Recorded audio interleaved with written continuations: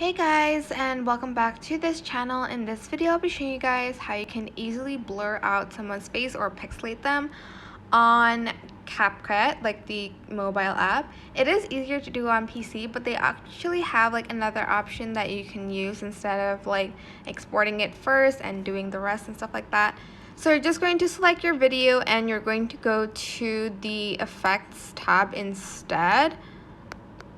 So actually just go back here and then select the effects section, and then you are going to select the body effects one, and then as you can see there's the partial blur one, but you can also use the face mosaic one. There isn't like a complete just face blur.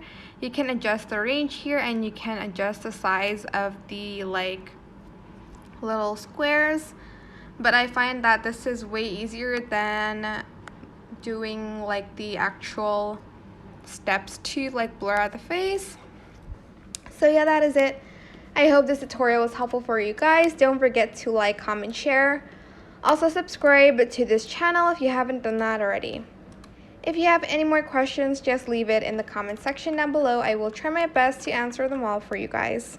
And if you found this video helpful, please click the thanks button above the description box down below.